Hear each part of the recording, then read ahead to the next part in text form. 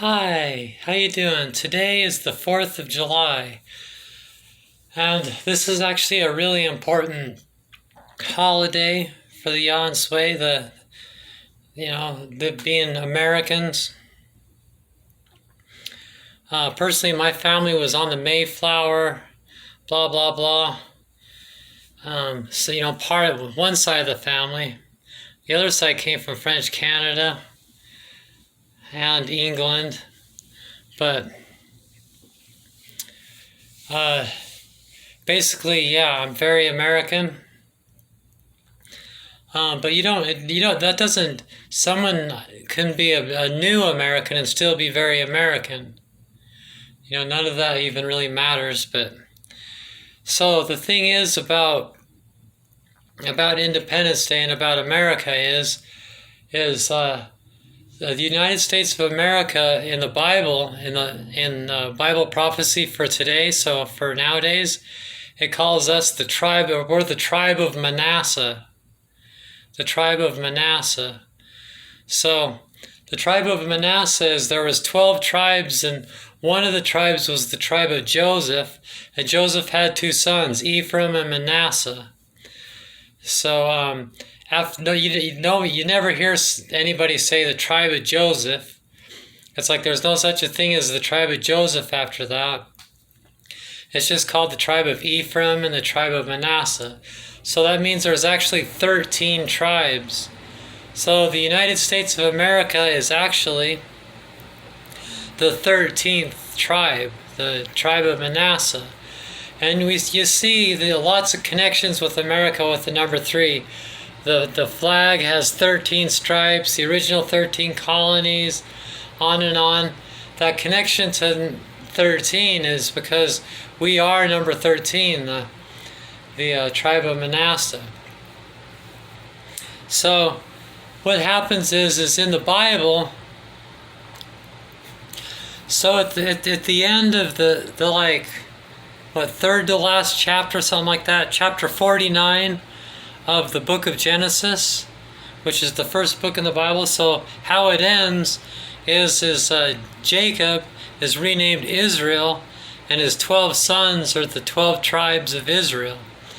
And in Genesis chapter 49, he blesses each of the 12 tribes, and that is consistent all through the Bible. So it's also, whether you believe in the Bible or not, as far as like the text of the story, though part fictional it would be, it's foreshadowing what's going to happen for each tribe. Those things are fulfilled, But in the previous chapter, chapter 49, just before he blesses his 12 sons, Jacob has a special moment with Joseph's two sons, Ephraim and Manasseh. So you'll remember Joseph, like Joseph of Egypt, the coat of many colors. He had the birthright. So Joseph had the birthright.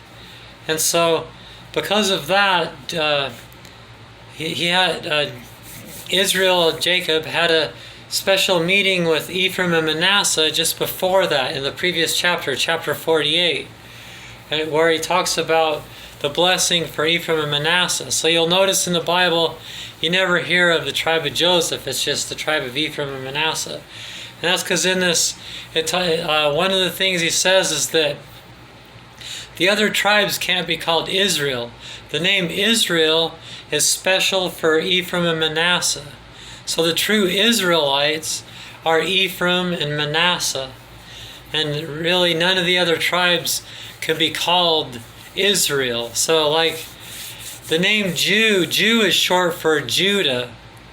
So if the Jews claim to be of Judah, then they can't really use the name Israel. They're not real Israelites, and their country shouldn't be named Israel, because the true Israel is the countries of Ephraim and Manasseh of nowadays, like the United States. And Ephraim is Britain. So Manasseh and Ephraim United States of America and Britain. Britain is Ephraim, and United States is Manasseh. And so those are the true countries of Israel. So when it describes like the future for this, it talks about how Manasseh is going to be a great nation far in the west from Jerusalem, and it's going to speak a different language, so not Hebrew. They're both going to speak a different language, not Hebrew. Ephraim is going to end up on an island and be a nation and a company of nations, so the British Commonwealth to the east. And then Manasseh would be a melting pot nation where lots of different kinds of people come together in one great nation, even further west, and that's the United States of America. So you don't have to be from those tribes genetically. If you're an American, you are the tribe of Manasseh, because we're supposed to speak a different language and be a melting pot nation. I can't remember how it words it. It doesn't say melting pot, but it'll, So, and it might be different verses that say that. So a book reference on this, and I'll see if I can leave a link in the description box. You can read a book for free online called The United States and it's the U.S. It's called The U.S. and Britain and Prophecy. The U.S. and Britain and Prophecy by Herbert W Armstrong, who us Rosses believe is the Elijah that prepares the way for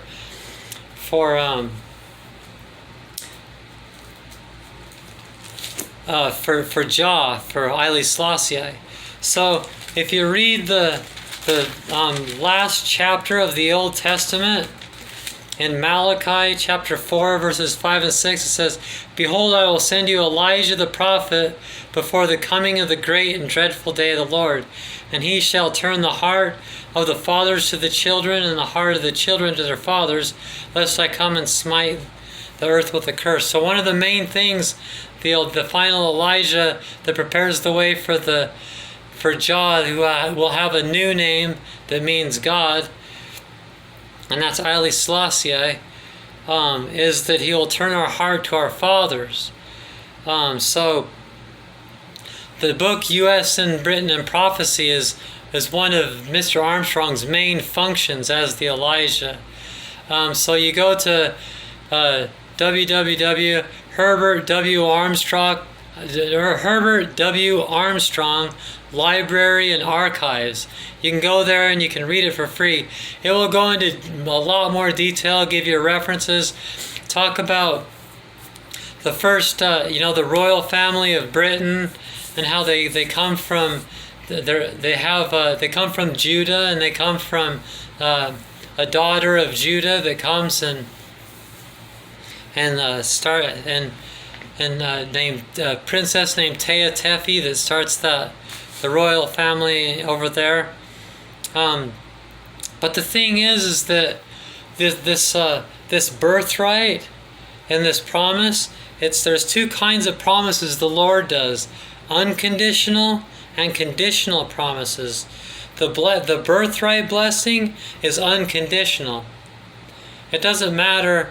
It never mattered how wicked or not wicked Joseph would be. Joseph just has the birthright, and it's unconditional. So you may it's actually wrong of America to think that we were made great because of our hard work and because of things like that.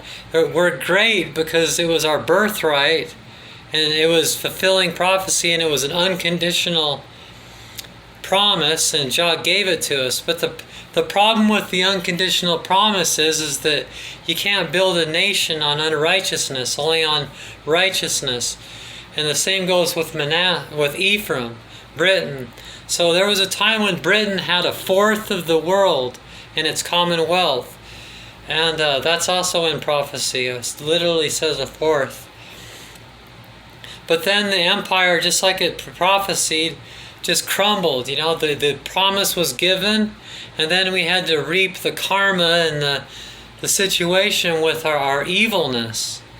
And so the same with the United States, where there's going to be more war and stuff, but really it's just kind of for our purging. It's trying to teach us what we need to know so we can start the millennium of peace. The whole lesson is world peace, and to outgrow the Bible and to look within and to modernize things. So in America you can really see that. You see that with the youth. Many of the bigotries and the problems you see with the older generation, they're not a problem with the younger generation. You can see that's gonna, when the older generations die, most of those problems are just gonna go away. And so that's a good thing, And when Haile Selassie made the first constitution for Ethiopia, he patterned it after the United States Constitution, and just kind of put stamp of approval on it. Our Constitution is great, very great. It was a new thing it was the best new organization for governing a people, and we were doing it wrong from the very beginning. We're still doing it wrong, just like if you gave an 11-year-old kid, if you gave like a 7-year-old kid a grown man's clothes and it didn't fit him, you'd say, well, it's better than being naked. Give it 10 years and you'll grow into him. That's kind of how our Constitution and our government is. We've got to learn these lessons and stuff. Well, they're going to come and get us on our own soil, like the movie Red Dawn. Not literally, but and they're going to, it's like the book goes into detail with that, but there's going to be some wars and some tough times, but in the end we'll survive. And the other countries will use our example of the Constitution, especially if we're actually living it and practicing it. So from day one even till now, we never lived up to our awesome Constitution and the concepts of unity and diversity and the melting pot and the concepts this country is supposed to be based on. But then again, the whole earth is learning these lessons so that we can understand and have world peace. So today we celebrate the tribe of Manasseh, the 13th tribe, and we think of all those things.